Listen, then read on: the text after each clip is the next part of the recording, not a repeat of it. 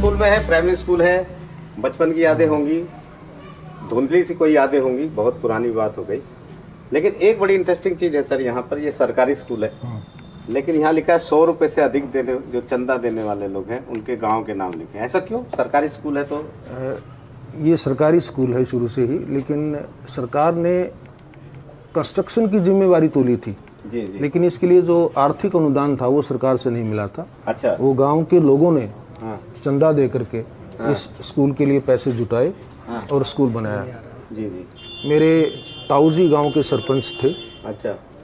इस गांव को विकसित गांव बनाने में उनका बहुत बड़ा योगदान रहा है। हाँ।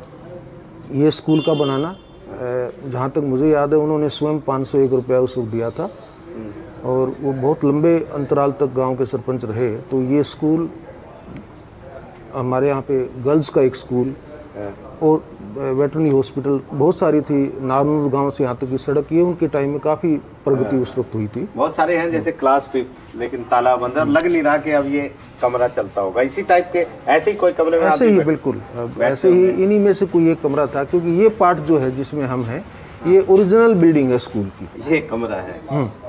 इसमें बड़ी एक इंटरेस्टिंग चीज़ है सर, अगर आप देखेंगे तो आपको दिखेगा टाट की शक्ल बदल गई है।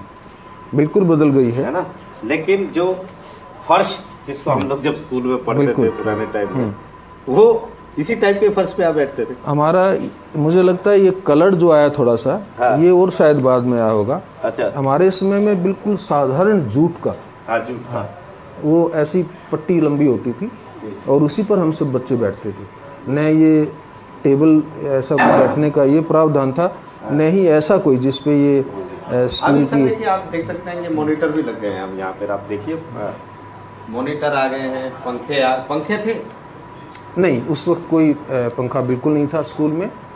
और जो मॉनिटर लगे हैं, ये हमारे देश की टेक्नोलॉजी में जो एडवांसमेंट हुई है, हमने जो प्रगति की है, मैं बोलूँगा कि उसका एक जीवंत उदाहरण है। हमारे समय में तो इनका कोई सोच भी नहीं सकता था, कंप्यूटर शब्द ही नहीं था तो उस वक्त कहीं डिक्शनरी में हमारे समय में। और देखिए कितनी अच्छी चीज़ें हैं। देखिए सेलफोन के बारे में, हेयर ड्रायर, आपका कंप्यूटर, हेडफोन, आयरन। तो प्राइमरी स्कूल में तो हम लोग, जहाँ तक हमें पता है, 5वीं तक तो इंग्लिश भी नहीं होती थी, 6ठी से इंग्लिश शुरू होती थी। बिल्कुल, हमारे समय भी मैंने भी इंग्लिश की जो पढ़ाई शुरू की वो 6th क्लास से शुरू की थी। यहाँ पर कोई इंग्लिश का टीचर भी नहीं थे और कोई इंग्लिश का हमारा सब्जेक्ट नहीं था।